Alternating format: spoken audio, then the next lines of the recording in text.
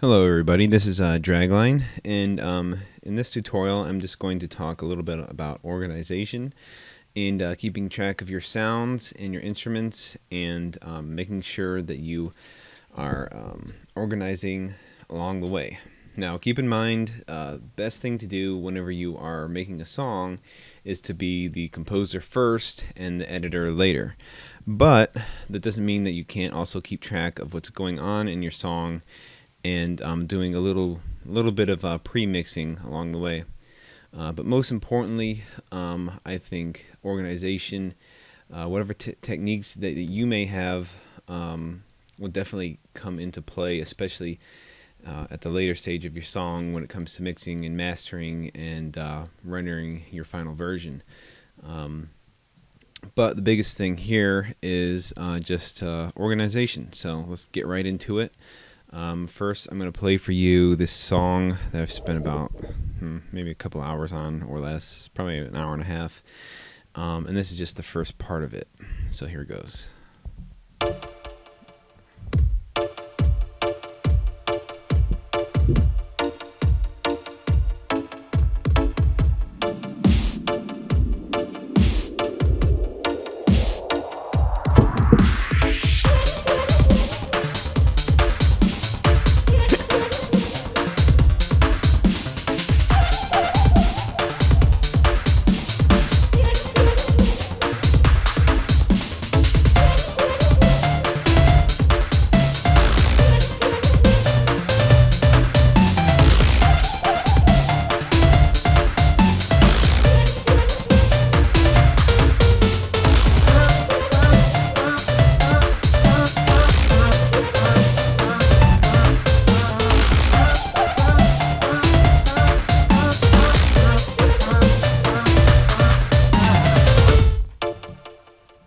Alright, so that was just a quick preview of what I had going on there, and let's just hop straight into it. Alright, first, I think it's really important if you're going to be organizing your sounds, your instruments, everything, so that you can keep track of it and it doesn't get too complex and overwhelming and chaotic in the later stages of your song, is to just go ahead and have something like a template set up early on, or to build one as you go. In my case, I've evolved a lot of different templates, and this is the one that I actually call complex. Let's see, what do I call this one? Oh, complex multi-purpose. And this is actually in the context of dubstep, electro, and reggae. I like to hybridize my genres, and but yeah, so basically what you have is, first things first, is I think it's important to have on your mixer board color-coded tracks for each instrument. That way you can find them, you recognize them by what color they are, and then you also correspond that same color over here in your sequencer. Or you try to match it as best you can. For instance, I do all of my bass in orange. My beats and percussions are kind of a dark brown. Vocal effects are usually yellow. My leads are always green. Keys and skanks I have set as teal. Pads, purple. Arpeggios, any kind of backing instrument is usually blue for me. And then I correspond it here. See, I can find my ARP here, and I know that it's going to be here on my sequencer. So, going forward, I also do the same thing in the step sequencer. As you can see, my skank here is teal. Oh, in Nexus, I also make it teal. And then it's teal here, and then it's teal over here, so I can find it fast.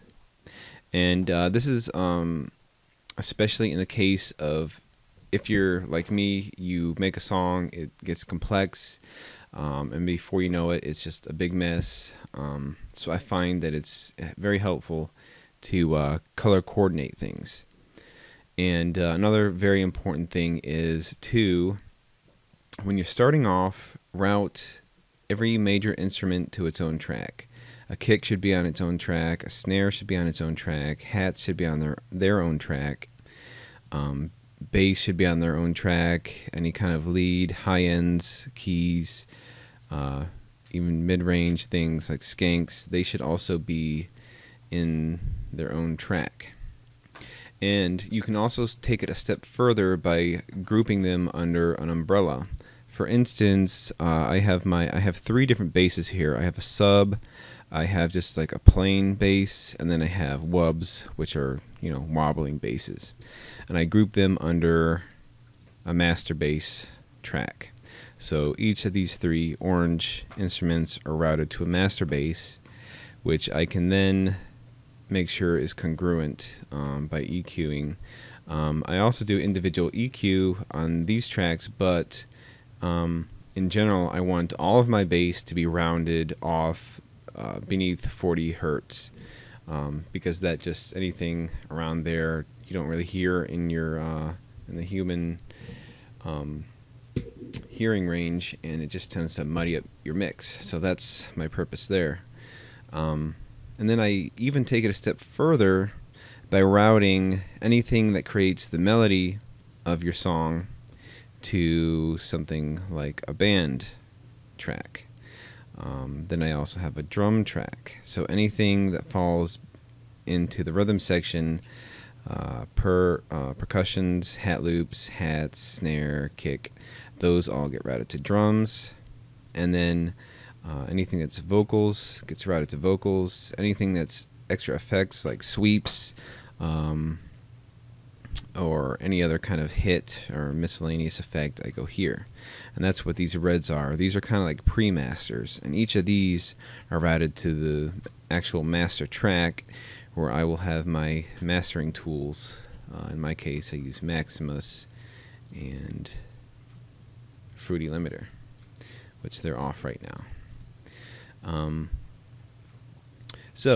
Just still keeping it short, what you want to do is also, it's a very good idea to have a template set up according to what you use it for. In my case, this is dubstep, electro, dance, house. Like I said, it's a complex, multi-purpose template that I've made, and I've been using it for a while now, and I continue to modify it and improve it. And this one I've been working on for a couple months. Yeah. And I also have these 4 red tracks here. I have them routed to a MIDI controller, so I can control the sliders, control the panning, and I can even mute them if I want to. So I can hear, say I want to sample just my band, anything that makes melody. Say I just want to hear that, I can just hear that by itself. Say I just want to hear my percussions by themselves, or I want to hear any of these in combination with one another. I can hear them all just, you know, by themselves. So moving along, it's very important that in your sequencer that you color code things, if you're like me, that is. I tend to have a scattered memory, especially when it comes to making so many songs and working on so many different projects. I find it very helpful if I use 1 or 2 or 3 templates that are all set up in the same manner, containing all the instrument tracks that I want. And you may be wondering why, hey, why do I have 4 bass tracks here? It's because, you know, I may use 4 different bass lines. Bass chunks, I might even rename them, you know, like maybe this one might be, you know, wobbles, something like that. And I also might add an extra lead, you know. I might add extra vocal effects. This one is hats. I even might want to change that color to match whatever I got going on. But I find it's very helpful to have everything congruent. And yeah, this does take a little bit of time. It takes a little bit of evolving. And it doesn't matter what genre that you're working in. Find what genre that you're working in. Find the instruments that you use the most. Find where they are in your spectrum, in your frequency, and color code them, group them together, and link them to pre-masters, and then send those pre-masters to your master. It does take a lot of tweaking, it takes some experience, but you're definitely going to save yourself a lot of time if you organize early on, as opposed to scrambling at the very end of your project to get everything together.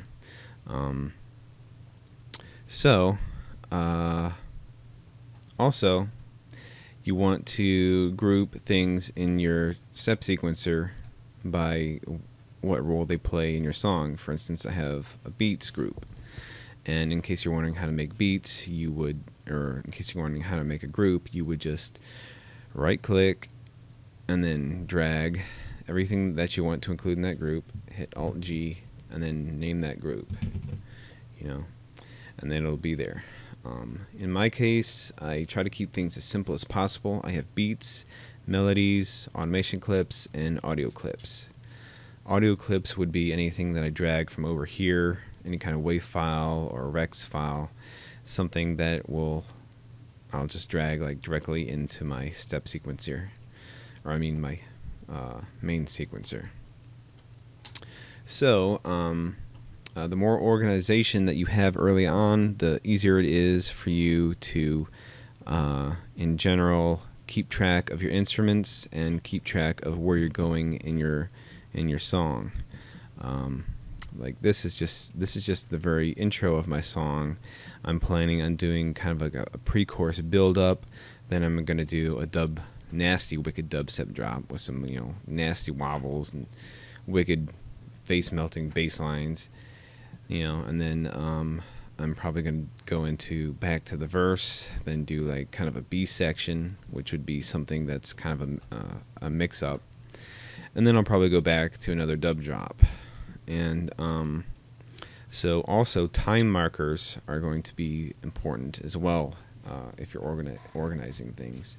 And if you haven't added one at all to your project, what you're going to do is hit Alt-T, and then you're going to name that marker. But if you already have one in, all you got to do is right click up here and say Add Marker. And I find that it's very helpful to have markers as well, because you can also double click on them and hear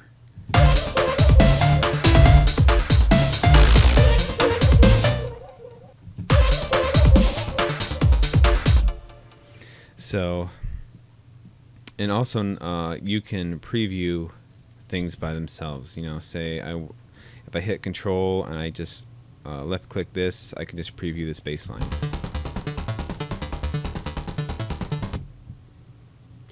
Control click it again and everything becomes unmuted. So with the inclusion of time markers, color coordination, and routing, track routing, you're going to find things are going to be so much easier whenever you're composing your song. And but just make sure that you are a producer, composer first, and an editor second, and then at the very end stage you want to go like full-blown editor after your song is completed. And with that, I'm just going to go ahead and wrap this up. Man, I was really trying to keep it simple and fast, but we're hitting 14 minutes here already. So yeah, I'm going to post this this template online for you guys. This is my complex multi-purpose template. I use it for electro, dubstep, house, anything therein. You can check it out, see where tracks are being routed. Notice I have, for instance, my sub is being routed to a master bass channel. Notice my kick is being routed to a master kick channel, and then in turn my master kick is being routed to a drum channel, and then that in turn is going to a master channel. So yeah, just this may be a little complex for any of you newbies, but any seasoned FL Studio user will pick up on this. And this is really more for like the FL Studio veteran, because when you're first starting out, you're not so interested in organization as you are in experimenting and growing your craft. So, which is it's exactly what I did when I first started out. I wasn't really doing too much routing. I wasn't doing too much mixing. I was just pretty much experimenting and trying to create music. But once you create that music, you need a way to organize it, and you need a way to control the individual instruments and do your EQing, your mixing, and your mastering, and all that stuff for a final project. So templates definitely help out with that, and I'm going to post this one up in the description of the video, and yeah, you guys can go to town using it. Give me some feedback, ask some questions. I'll try to answer them as best as possible. And also be sure to check out my SoundCloud, which I'm also going to post a link for that in my description here. Go check out my songs. I got probably 70 or so on there. Give me a listen if you like what you hear. Follow me. Feel free to contact me on SoundCloud or YouTube, and you know, get in touch. Love to hear what people think. I love to hear different types of music and genres, and how people are getting creative. And so yeah, just if you like this tutorial, subscribe and give me a follow on Facebook, and I'll be your best friend forever. All right, guys, I'm signing out, and keep rocking, and have some fun. All right, peace.